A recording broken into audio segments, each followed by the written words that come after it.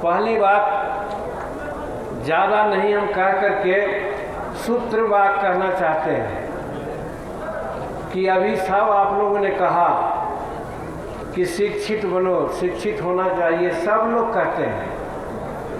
भगवान बुद्ध ने भी कहा था बुद्धम शरणम गच्छामि, और शायद भगवान बुद्ध से ही अनुप्राणित होकर बाबा भीमराव अम्बेडकर ने जो नारा दिया, सबसे पहला नारा कि शिक्षित बनो, उन्होंने तो कह दिया मेरे भाइयों बहनों, लेकिन आज 75 साल गुजर गए हैं।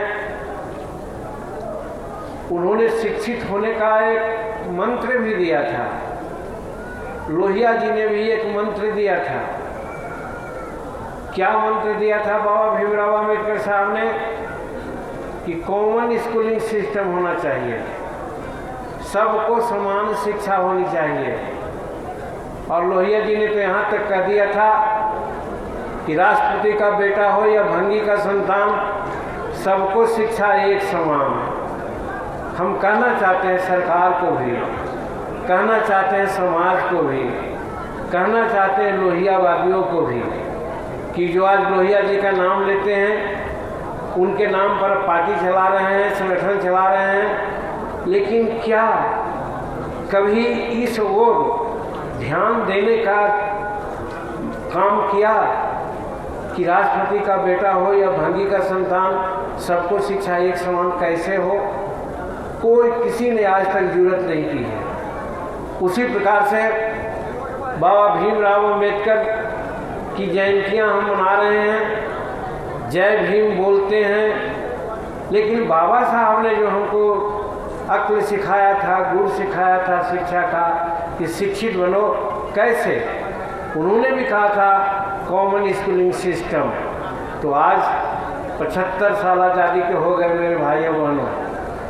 समान स्कूली शिक्षा के लिए या राष्ट्रपति का बेटा है, भंगी का संतान, एक बराबर शिक्षा होनी चाहिए। क्या इसके लिए कोई पार्टी, कोई संस्था, कोई संगठन आवाज़ उठाने का काम किया? आप लोग अपने दिल में सोचिए।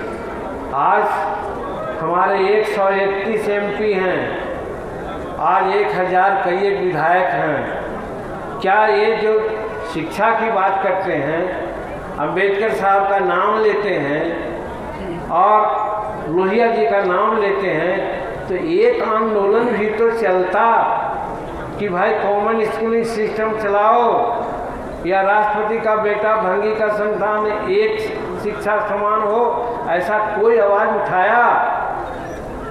तो हम यही कर सकते हैं, आप भी दिल पर सोचो, कोई नहीं उठाया। इसका मतलब है कि सत्ता में रह करके आज हम भी उसमें शामिल हैं। सत्ता में रह करके हम लोग बेईमानी किया है, आप गरीबों के साथ घोर अन्याय किया है, जो ये दोनों बातों को आगे बढ़ाने का काम नहीं किया है। लेकिन मेरे भाइयों, कितना दिन तक ये बात चलेगी?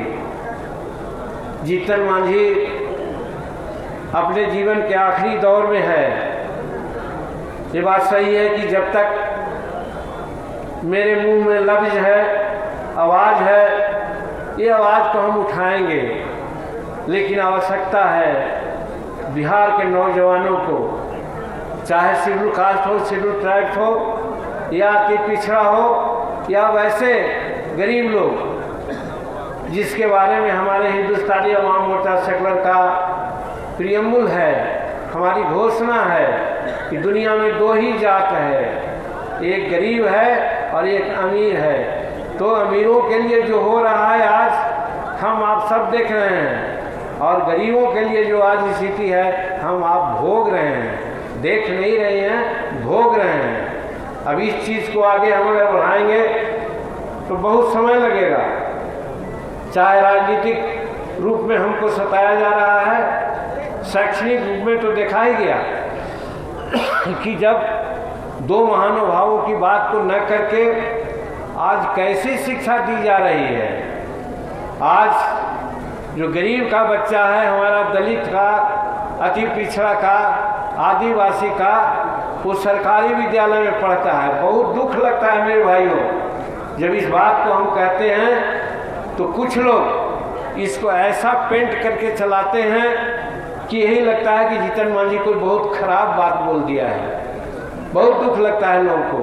लेकिन हम ये कहना चाहते हैं, क्या सरकारी विद्यालयों में हमारे बच्चे जाते हैं पढ़ने के लिए? क्या सुविधा है?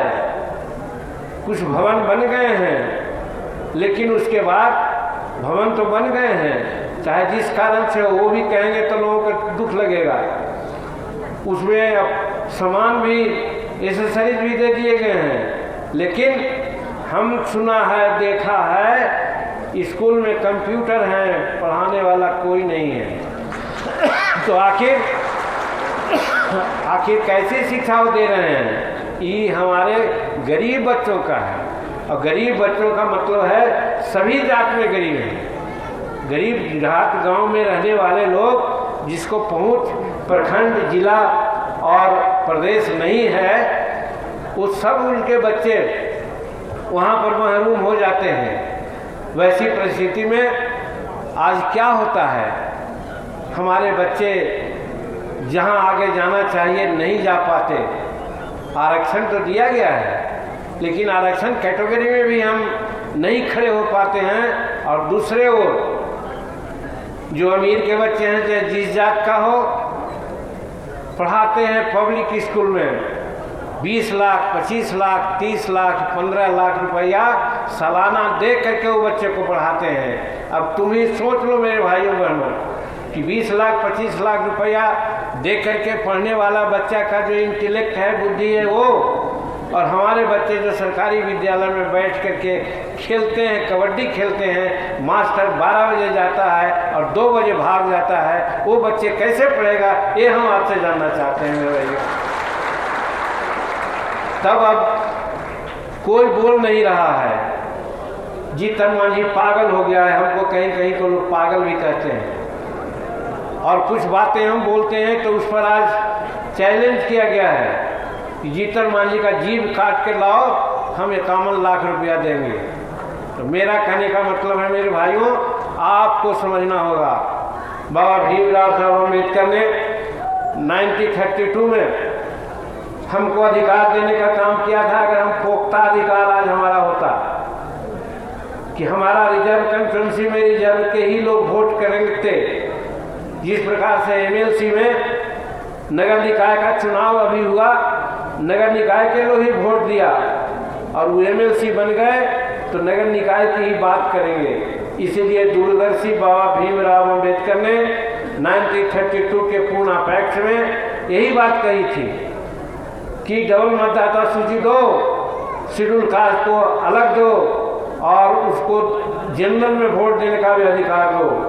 लेकिन हम कहना नहीं चाहते हैं, कहेंगे तो मुझे बड़ी प्रताड़ना मिलेगी और हमारे प्रिंट मीडिया के भाई, इलेक्ट्रॉनिक मीडिया के भाई भी क्या करेंगे? ये तो अपना प्रेसिज करते हैं, लेकिन इनके जो ऊपर वाले बैठे हुए हैं अनेक प्रकार की बात घुरा के ऐसे कहेंगे कि ताकि लगता है हम कितना बड़ा पापी हैं, कितना बड़ा गलत काम किया है। हम ये कहना चाहते हैं कि ये जो वोट का अधिकार हमको नहीं मिला, इसका एक उदाहरण और हम आपको देना चाहते हैं। जब बाबा भीमराव अम्बेडकर ने 1932 में प्रस्ताव दिया था, तो हमको भीख में ये भी शब्द कहते हैं, तो कुछ लोग इसमें करेंगे कि जीतन मांझी बड़ा गौरव बोलता है। हमको आरक्षण क्या है? आरक्षण भीख में हमको मिली है, और आरक्षण से हमारा सर्वांगीण विकास नहीं हो रहा है। हमारा विकास तब होता कि सभी के बच्चे एक तरह के खाना, एक तरह का पोशाक, एक तरह का किताब, एक तरह का इंस्टीट्यूशन, एक तरह की पढ़ाई पढ़ता, तो अपना मेधा से वो अपना स्थान प्राप्त कर लेता। वो ये नहीं होने दे रहा है मेरे भाइयों, ये नहीं होने दे रहा है। बड़ा साजिश है जो शासक वर्ग के लोग हैं, बड़ा साजिश के तहत आज 75 बरस तक यही हालत कर दिया। क्या तुम मरोगे भी नहीं, जियोगे भी नहीं? तो क्या होता है? थोड़ा सा आरक्षण, थोड़ी सी पढ़ाई आज कर रहे हैं, तो कहते नहीं शेड्यूल कास्ट, आदिवासी, अति पिछड़ा तो पढ़ रहे हैं। तो आज देख रहे हैं, अगर हम ज़्यादा डिटेल में नहीं जाना चाहते हैं, लेकिन देख लीजिए कि शेड्यूल कास्ट की साक्षरता दर 28% है, और जनरल साक्षरता दर 75% है। यही पढ़ाई हो रही है ना 75 वर्ष में, तो कैसे हम आके 75% पर जाएंगे। इसके लिए मेरे भाइयों और नौजवान साथियों, तुमको आंदोलन करना पड़ेगा। हम आज के इस दिन में जो चेतना रैली है बाबा भीमराव अंबेडकर के जन्म दिवस के अवसर पर हम चेताना चाहते हैं आपको कि जब तक आंदोलन नहीं करोगे तुमको कॉमन स्कूलिंग सिस्टम कोई नहीं देगा, और कोई नहीं देगा तो फिर तुम जहाँ हो वहीं रहोगे। 75 साल गुजर गया, 75 साल और गुजरेगा तो भी तुम्हारी यही हालत रहेगी। तो इसलिए हम कहना चाहते हैं, इसको भीमराव अंबेडकर साहब ने कहा था, हमको उपाय भी बताया था। आज हम कहाँ करते हैं, हम बोलते हैं तो बड़ा दुख लगता है लोगों को कि ये मनुवादी लोग ये व्यवस्था में जाति पाति में बांट दिया। हम एक माता पिता के औलाद हैं, अगर माना जाए तो ब्रह्म देवता हैं, उनके सब हम औलाद हैं, मनीष शत्रुपा के औलाद हैं, तो फिर ये जाति पाति कौन बात है। तो जाति पाति हम पर शासन करने के लिए लोग बना दिया है, और आज हम लोग शासित हो रहे हैं। यही हम आपसे कहना चाहते हैं मेरे भाइयों, यही चेताना चाहते हैं, यही चेतना लाना चाहते हैं कि तुम भी समझो हम एक माँ बाप के औलाद हैं, और कॉन्स्टिट्यूशन में समान अवसर का मौका दिया है। समान अवसर लो, और समान अवसर प्राप्त करने के लिए जो बाबा भीमराव ने कहा था कि तुमको राजनीति रूपी चाबी को पकड़ना होगा। अगर राजनीति रूपी चाबी नहीं पकड़ाएगी तो निश्चित है कि तुम्हारा विकास नहीं होगा। जीतन मांझी आगे बढ़ जाए, कुछ और लोग आगे बढ़ जाए, और हमारे 2-4% लोग बढ़ जाएं, लेकिन हम 25% है, उसका क्या होगा। आज वही हालत है कि उनको न रहने की जगह है, न खाने की जगह है, न उनकी दवा की है। रोज़ हल्ला हम लोग करते हैं, रोज़ कहते हैं कि सब कुछ दे रहे हैं हम, लेकिन हो रहा है कहाँ। फटेहाल लोग होते हैं, खाना नहीं मिलता है, दवाई नहीं मिलती है, शिक्षा नहीं है। तो कहने का मतलब हम लोग त्रासदी में गुजारा कर रहे हैं। तो इसलिए मेरे युवा भाइयों, डॉक्टर अंबेडकर के संतान और अनुयायियों, चेतो। वही चेताने के लिए आज ये रैली हो रही है कि ताकि चेत करके तुम आंदोलन करो, और चुनाव जब आवे एक होकर के वैसे पार्टी को, ऐसे लोगों को तुम वोट दो जो तुम्हारे इन बातों को आगे बढ़ाने के लिए साथ देता हो। इसके बिना काम नहीं चलेगा। वहाँ फोड़ेगा लोग, वहाँ फोड़ेगा पैसा के नाम पर, दारू के नाम पर, और सब चीज़ के नाम पर। बहकते आए हैं हम लोग, अब मत बहको, अब मत बहको। एक आया है, हम लोग पढ़े थे कि 4 गज 24 गिरह अंगुल अस्त प्रमाण, एते पर सुल्तान खड़ा है, मच्छू को चौहान। उस वार चूका तो दुर्दशा हुई देश की, अवर वार चुकोगे तो दुर्गति होगी देह की। आज हम लोगों की देह की दुर्गति होने की स्थिति है, इसलिए चुकने की जरूरत नहीं है। एक बात ये है। और दूसरी बात अभी कहना चाहते हैं, हम संक्षेप में कहना चाह रहे हैं कि अभी वर्तमान में हम एनडीए के साथी हैं, एनडीए के घटक दल हैं, लेकिन जो आरक्षण हमको मिला भी, जिसको हम कहते हैं आरक्षण 10 वर्षों के लिए मिला था, 20 वर्षों के लिए मिला था, प्रलोंग नहीं करना था। इसलिए कि बाबा साहब का कहना था कि कॉमन स्कूलिंग सिस्टम होगा तो 20 वर्ष के बाद, 25 वर्ष के बाद हमारे शेड्यूल कास्ट, शेड्यूल ट्राइब, सती पिछड़ा अन्य लोग अपना बल पर सारा काम ले लेंगे, कर लेंगे, आरक्षण की कोई ज़रूरत नहीं होगी। लेकिन अभी वो बात नहीं हुई है। आज 75 साल हो गया, कई एक 10 करके आगे बढ़ रहे हैं। लेकिन आज क्या हो रहा है मेरे भाइयों, दुख लगेगा, क्रिटिसिज्म होगा मेरा, तो कहेगा लोग जीतन मांझी पगला गया है, कहते हैं। तो आज देखो 1960 के दशक में सरकारी जो सेवाएं थी वो करीब करीब 60 या 70% थी। तो हमको 16%, 14% की जो आरक्षण का मिला था लाभ, हम उसमें कुछ करते थे। लेकिन आज क्या हो रहा है, आज चाहे एयरप्लेन हो, चाहे तेल कंपनियां हो, चाहे कोला खदान हो, चाहे फाइनेंस कंपनियां हो, सारे चीज़ प्राइवेट क्षेत्र में जा रहा है, प्राइवेट क्षेत्र में जा रहा है। बाबा साहब का नाम लोग लेते हैं, बाबा साहब के बारे में जयंती मनाते हैं, लेकिन बाबा साहब यही कहा था क्या कि खाली नौकरी में दो आरक्षण? उन्होंने तो कहा था विकास के हर क्षेत्र में आरक्षण दो। तो क्या आज निजी क्षेत्र में आरक्षण मिल रहा है? अगर नहीं मिलेगा निजी आरक्षण में तो कुछ दिन के बाद अंगूठा दिखलाया जाएगा आरक्षण का, तुमको कोई आरक्षण नहीं मिलेगा, तुम्हारा कोई आरक्षण नहीं मिलेगा। ये दिन ऐसा होगा, उस दिन तुमको आंदोलित होना पड़ेगा। हम कहना चाहते हैं कि जो चेतता है वही किसान है। पहले चेतो, यही चेताने के लिए आज हम लोग हैं कि आरक्षण तुम्हारा खाया जा रहा है, आरक्षण तोड़ा जा रहा है, छीना जा रहा है, संविधान के साथ खिलवाड़ हो रहा है। बाबा साहब का दिया हुआ ये संविधान को लोग मसल रहे हैं, इसके लिए भी तुम चेतो। और आज इस मंच से हम मांग करते हैं कि अगर बहुत हमारे प्रति हमदर्द हैं आप, और आपको मांग करना चाहिए, आंदोलन करना चाहिए कि भाई निजी क्षेत्र में भी हमको आरक्षण दो, तब कि हमारा काम पूरा होगा, नहीं तो हम चैन से नहीं बैठेंगे। ये संकल्प आज लेना होगा। तो निजी क्षेत्र में नहीं है। दूसरी बात आप जानते हो मेरे भाइयों, एक जुडिशियरी कहते हैं जिसको न्यायपालिका कहते हैं। आज समूचे हिंदुस्तान में 127 परिवार या 28 परिवार है, कुछ आगे पीछे ही है, उसी का राज है। समूचे जज जितने भी हैं हाई कोर्ट में या अपर कोर्ट में, सब कोई वही लोग हैं। वहाँ आरक्षण नहीं है हमारा, छोटे छोटे नीचे वाला में है, लेकिन उच्च न्यायालयों में हमारा आरक्षण नहीं है।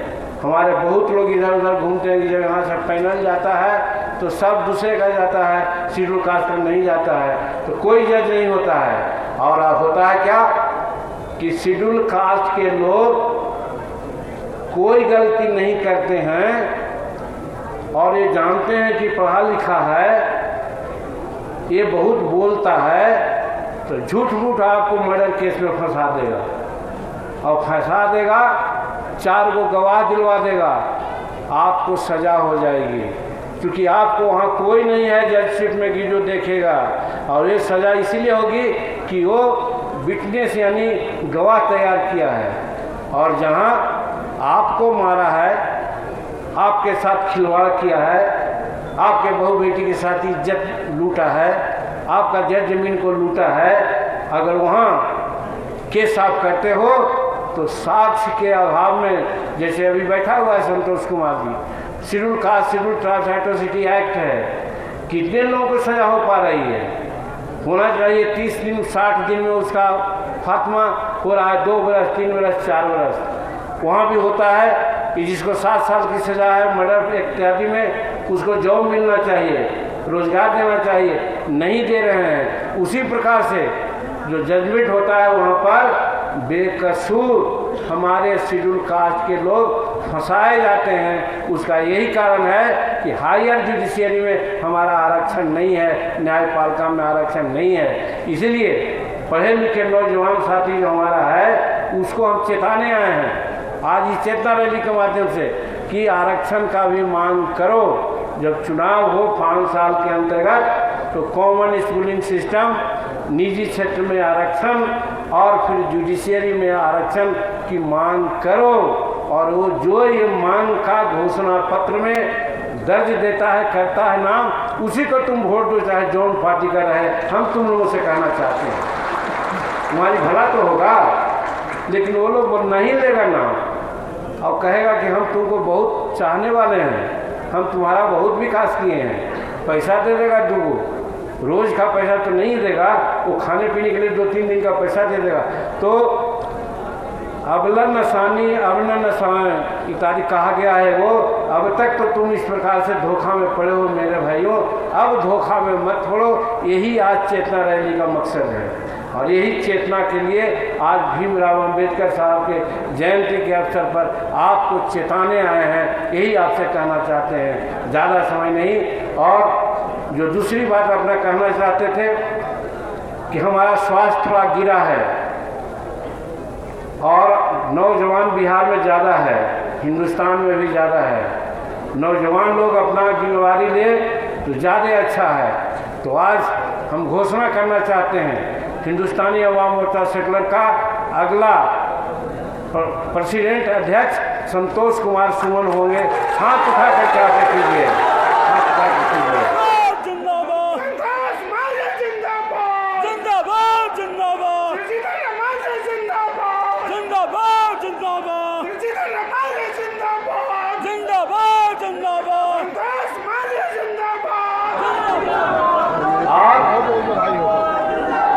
और दूसरी घोषणा है, शांत रहिए। दूसरी घोषणा है कि आप न समझें कि हम छोड़ के जा रहे हैं। हम इस पार्टी के संरक्षक के रूप में रहेंगे।